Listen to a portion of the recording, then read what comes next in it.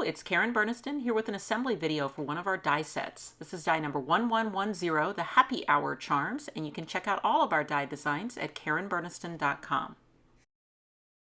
There are 12 individual dies in the set, and if you're a person who likes to use brushes and inks, then my suggestion is just to cut them all out of white cardstock with double-sided adhesive on the back of the cardstock before die cutting. And that way they all just become stickers, and then you can colorize them just using your brushes and your inks. But of course you could cut these out of individual cardstock colors if you prefer.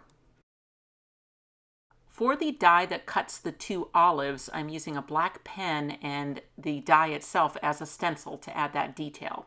And then I'm just going to remove all of the dies from the sheet. Okay, the first one I will assemble is the beer mug.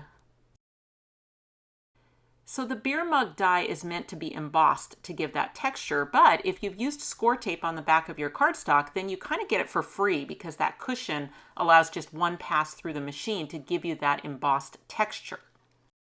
So I'm using a blending brush and kind of a golden color ink to just add the color to the beer mug, and then that really kind of highlights that texture. Now, since all of my charms are going to be stickers, I've went ahead and cut them out of just a solid black cardstock as well, and then I just placed the sticker one over the black one, and that way it gives it that dimension that makes it kind of a nice charm, and then I don't have to worry about it being a sticker. But if I was going to place it right onto a project, I might have just left it as a sticker. There is a die in the set that is meant to be the foam at the top of the beer mug, and since that is a sticker, I can just choose a spot where that looks nice and attach it to the charm. Now, if you were doing a St. Patrick's Day card, you might choose to do that in green. Okay, next up is the Margarita charm. For the glass itself, I'm planning on just leaving it mostly white, but I do have a little bit of a dusty rose color that I'm brushing around the edges just to give it a little bit of texture. What I tend to use for my nonstick sheets for this little small work is dehydrator sheets that I then cut down into rectangles using our Crosshatch rectangles die set. Okay, so I'm using a lime green to make the drink itself, and then for the fruit garnish, I just decided to make it an orange. And yeah, I know it probably should have been a lime, but I just thought the orange looked nice against the green.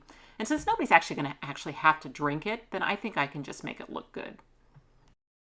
Okay, so that little drink section just fits perfectly there in the glass, and you can leave that little shadow of the glass itself showing. And then the fruit is of course optional, and you can color it however you like, but it does have a split in it, a section, so that you can weave it, you know, where one section of the fruit is on the forward part of the glass and one is on the back. That is a sticker, so if I just give it a little press there on the front, and it'll come off, but then I'll do it again.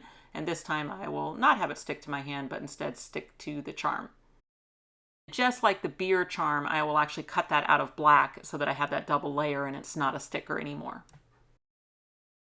Okay, this next one I'm just going to say is a generic tropical cocktail. It could be a daiquiri, a pina colada, or a hurricane.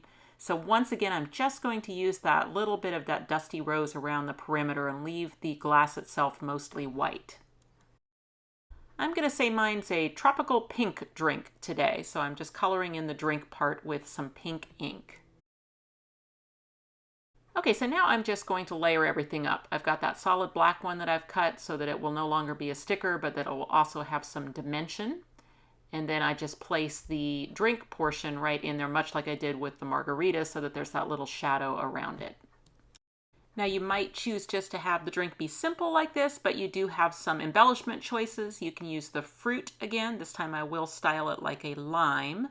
And again, it does have that little split in it that makes it really easy to put it onto a glass where part of the fruit is on the front and then part looks like it's on the back. And then this time I did go ahead and cut an extra one to go on the back so it would take away the sticky. Another die included in the Happy Hour charms is this cute little cocktail umbrella, so I will add that to my charm. And that completes that tropical drink. And then the final charm in the set is the Martini. So for this one, I chose more of a light gray for the color that went around the perimeter. And then I decided on a pink martini, so I'm coloring the piece that makes the drink that color, And then of course that fits just like with the other ones right into that area of the glass, leaving a little shadow around. There's the die that makes the swizzle stick or the toothpick that holds the olives. So I'm coloring that in with a marker so that it's a brown color. And then on the olives themselves, I'd already add the black detailing, and then now I'm just going in with green ink to color in the olives themselves. I really appreciate that those are stickers because I can just pick them up and then move them over to the stick. And then once I have a position that I like, I can pick up the entire piece and then put it onto my drink. And that completes the Martini charm.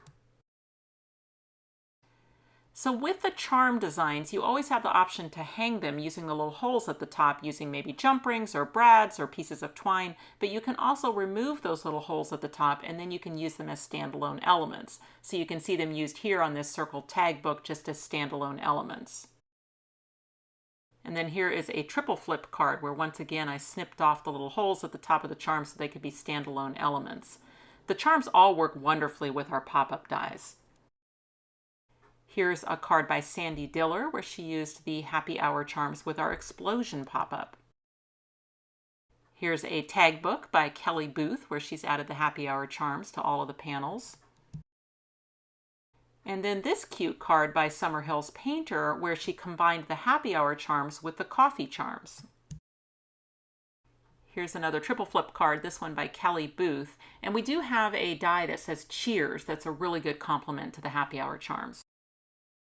And then check out the festive holiday styling to the happy hour charms. This card using the triple flip die is by Karen Aiken. You will find the happy hour charms at a lot of your favorite online and local retailers, as well as on our website, KarenBurniston.com. Thanks for watching. If you click on the website link, you'll go to KarenBurniston.com where you can find out information about purchasing these dies, as well as links to all my other social media accounts. You can subscribe to this YouTube channel and check out some of my other videos. Thanks so much for watching, and I'll see you next time.